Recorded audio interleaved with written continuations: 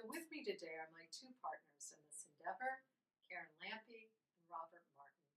We're going to take just a moment to introduce each other. Karen. Karen was the executive pastor at Church of the Resurrection. So Karen, tell us about what it is that you're up to now in the world.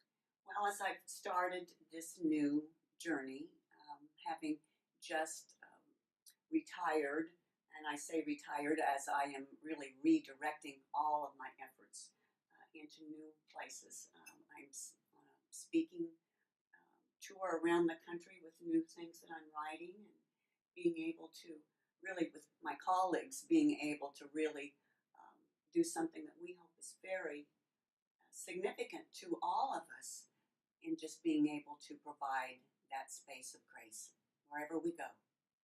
And Karen, today we're going to be offering some meditative and contemplative tools.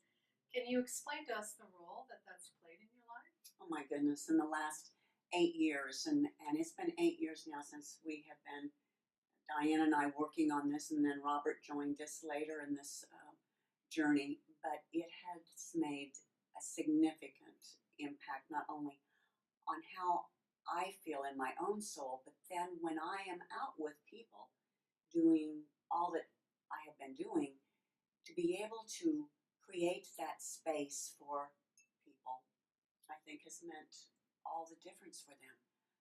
So I think this is one of the most highly important practices that I've learned in my lifetime.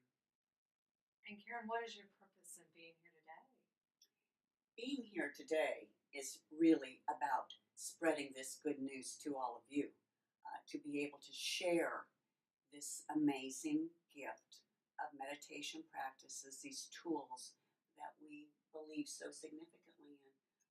That's the gift of today.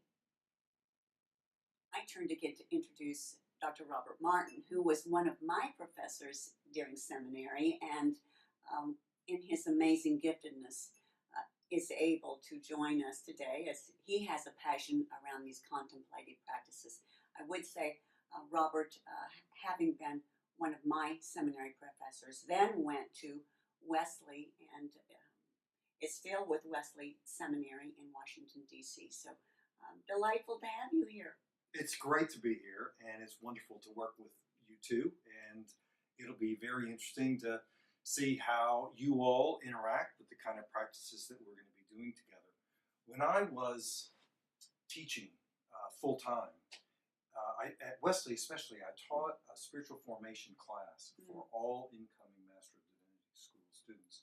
And I must say, even though I was teaching it, I still think, and the students said as well, that having that spiritual practice foundation was key to their theological education. They learned a lot, and it centered them, it grounded them, and it also activated them. And so that's one of the things I'm very excited about pursuing here in our practice together and in our study together. And that is how contemplation and meditation can ground all of our mission, our Bible study, our worship, everything that we do as a person. That it's not just that contemplation gives us a sense of well-being, it does, not just a sense of peace, which it does, but contemplation actually centers us in God so that the divine life, God's own life then, becomes more manifest in and through us.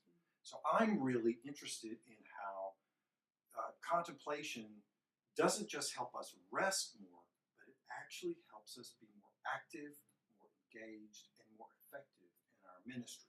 So that's why I'm very excited about doing this with you two. So we're here with Diane Brenneman, and I met Diane about a year and a half ago, and it was a delightful conversation we had, and we thought that we would have a lot in common, both in terms of this kind of spiritual practice and also hearing about your own journey through your law practice, your extensive, national, very successful law practice, into meditative practices and how you're teaching that now. I think that's a fascinating journey, and I'm wondering if you can share a bit about that.